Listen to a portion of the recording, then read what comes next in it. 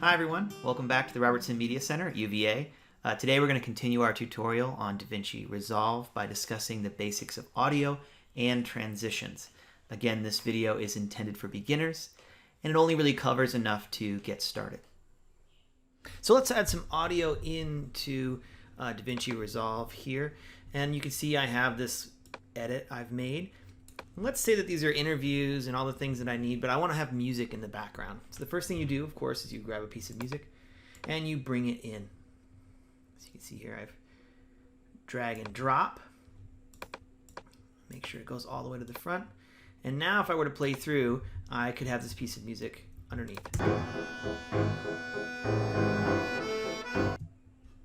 Right. So now I have the music underneath, and you can place it on a completely separate layer, so it can be totally separate from all the other audio that you have. But you're going to need to mix it, right? There's a problem here if I were to have some talking here. Counterpart of genes, and that they organically evolve.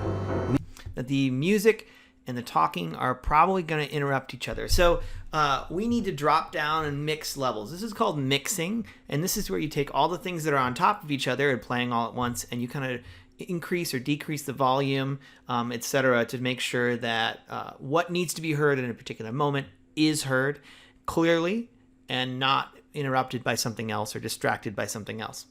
So depending on your timeline settings, if you look over here, if you click on the timeline view options, you want to make sure that you turn on your waveforms and that your audio waveforms are turned on here. And actually in this menu, it's nice because you can drag across this. This is the audio track height.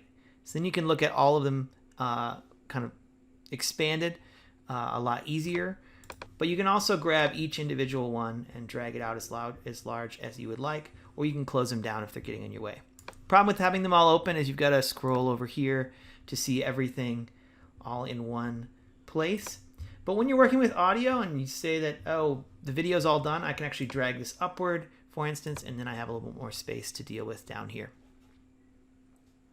This is your audio waveform. A waveform is essentially sound over time. So it's volume over time. So you can see the peaks and you can see when things are and aren't happening. So for instance, right here, you can see that there's talking and then there's nothing.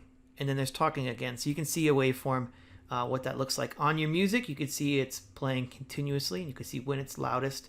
Here you have more of a beat, for instance, or more of a, things happening. And this is a little smoother, softer happening here in the waveform. Again, we need to mix. So you can see that there's a lot of stuff happening through here. And then there's some talking going on here. If I were to go to my detail view, inside of this clip here, there's actually a little line there.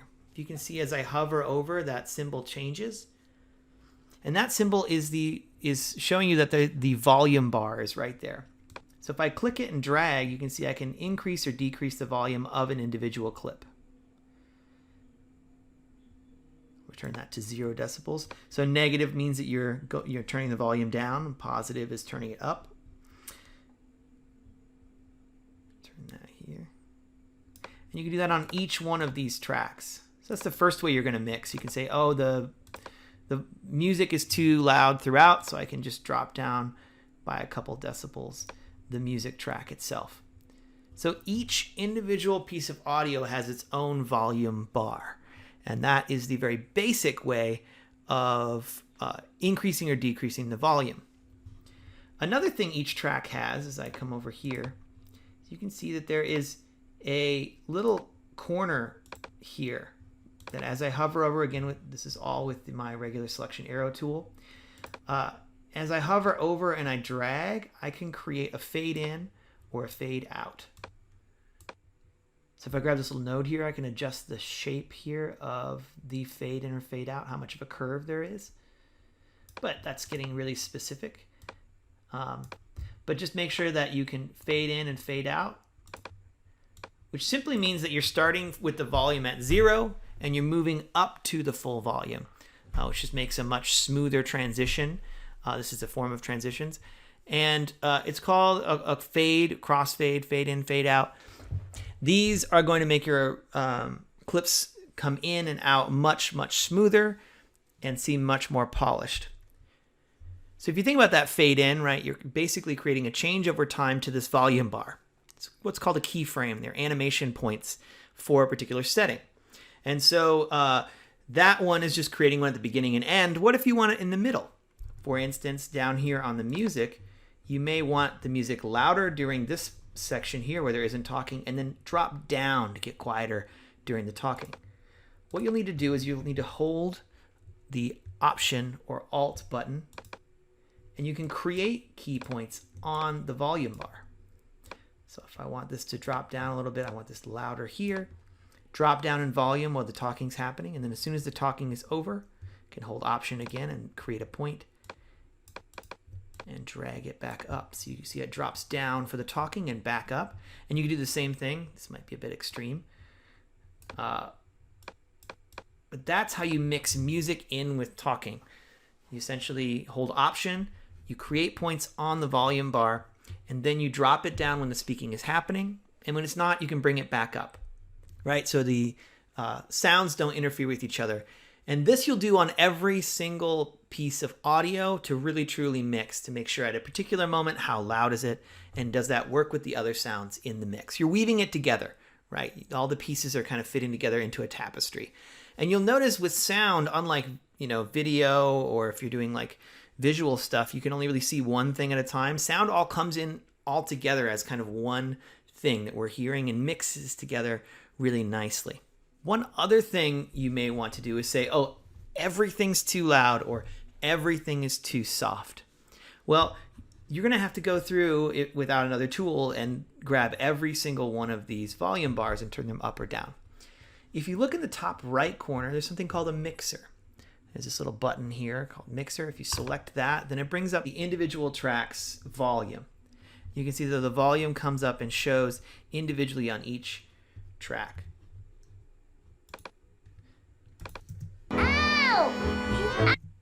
So this is where you can actually turn up and down the volume of individual tracks, or this M1 here is the main, it's the master, and you can turn up and down the master. So this is where you could say, oh, everything needs to be 2 decibels louder or 2 decibels quieter. So this is where you can turn up and down the entire mix. And I'll turn that back off. So next, let's talk about transitions.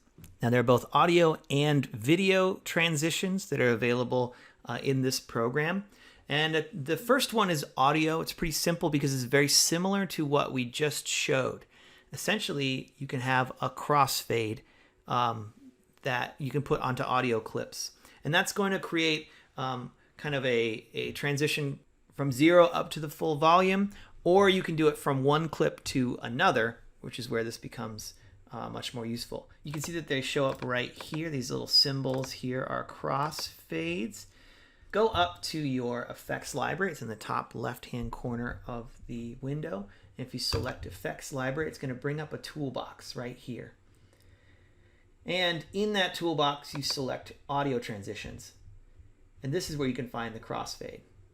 Just start with the 0 decibel. And if you drag it on, you can actually place it onto your clip. If I drag and drop now, that crossfades kind of slowly out to 0.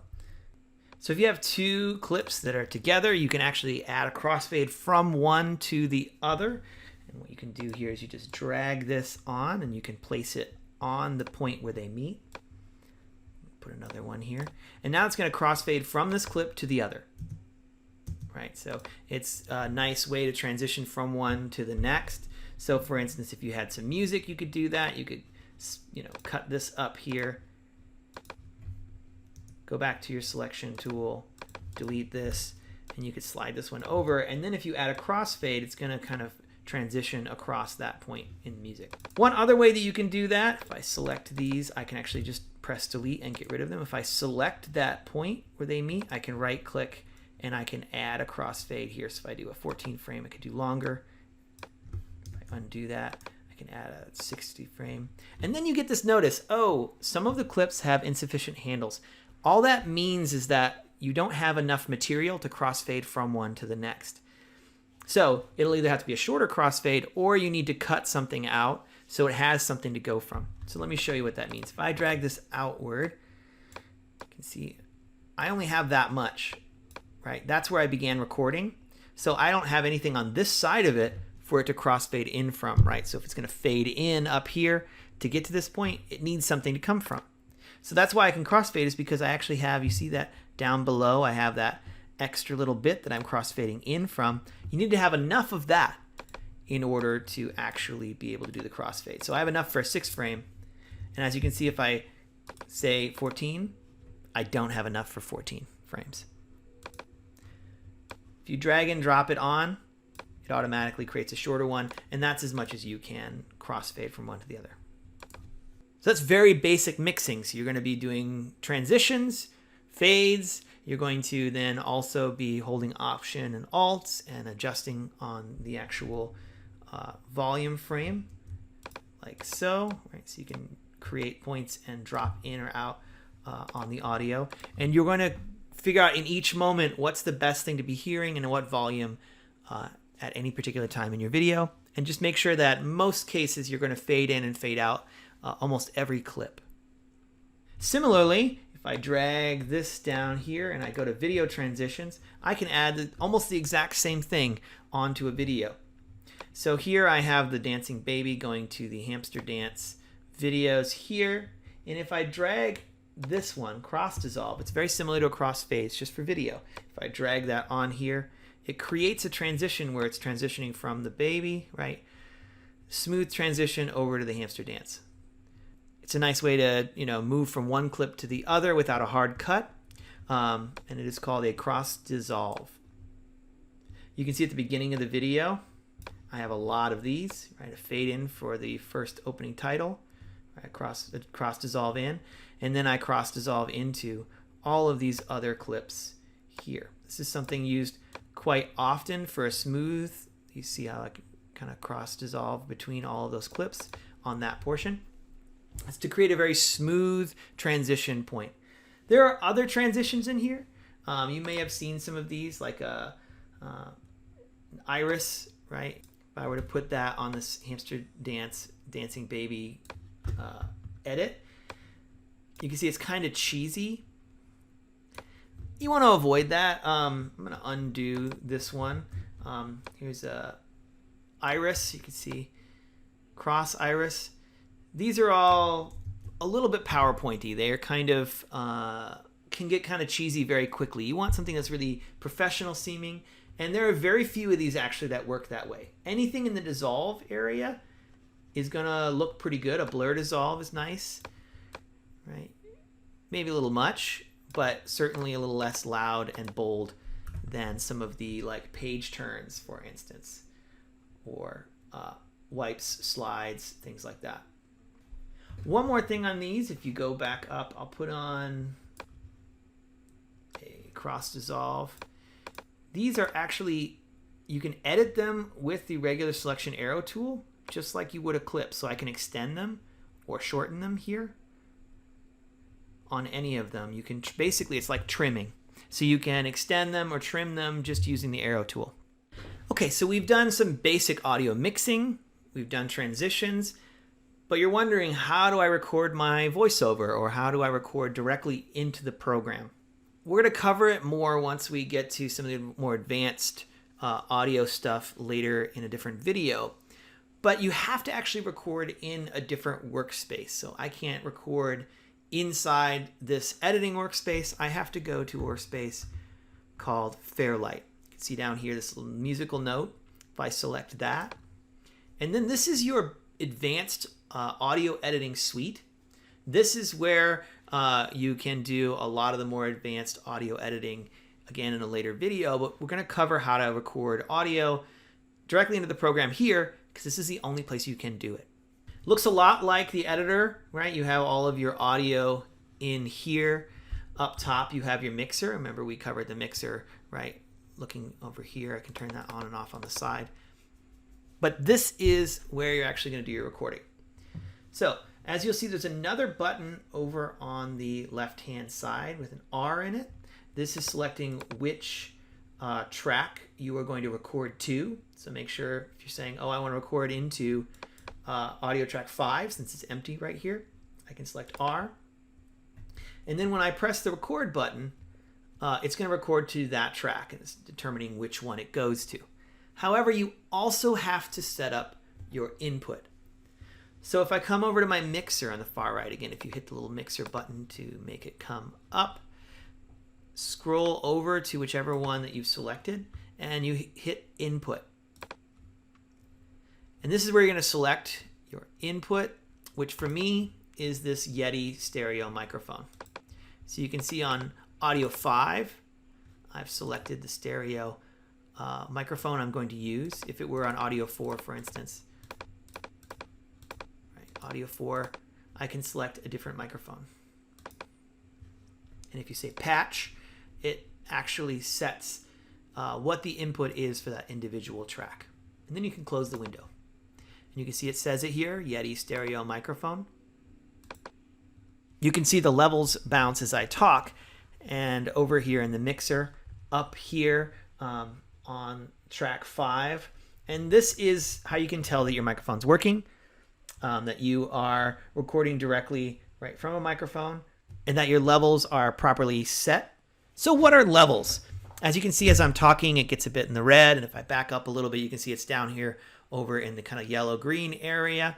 Those are general indicators of how loud something should be when you're recording it. If it gets to the red, or especially if it hits 0, it's called clipping. Clipping means that your sound is too loud for the individual microphone that you have selected. And that's bad. You get really bad distortion. So try to avoid that. But also if it's down too low, you will start recording some of the other noises in the room. And as you turn up the volume on that track, you're going to hear them even louder. So you want a far enough separation from what's the speaking or the thing that you're recording and what's called the noise floor. The noise floor is the basic electronic noise that your microphone makes. Every microphone has a noise floor, and also whatever else is in the room. So if you have an air conditioner going, or you have a let's say a refrigerator going in the background, all those things are going to be recorded, but you want them as far away from the thing you want actually heard as possible. So if I were to step away and I'm recording with my voice at this level, and then I have turned that up, you can see how much of the background noise you can also hear, versus if as I'm talking normally into this microphone at a proper volume. For speech or something loud, that yellow range, or even just a little bit into the red, is perfect. For peaks, -5 to -10 is great. For the rest of the talking, for the majority of it, -10, -15 down to -20 is perfectly fine. If something's below -30 or especially below like -40 or -50, then it's not going to be heard very clearly. So just make sure that when you are recording directly into the program, you set your levels correctly. If you're recording something somewhere else, just make sure you set the levels in that app or on your audio recorder, etc. So we're ready to record, right? So all I do is I make sure that I have my track selected with R, and I press the record button. And now everything I say is going to be recorded into my project. And if I hit stop, now you can see it's recorded exactly where I placed it with my playhead, right? So wherever I place my playhead and I hit record, that's where it's going to record onto whatever track I have selected. So those are the basics of audio and transitions. Coming up next, we're going to talk about the basics of text and some really simple effects. Stick with us.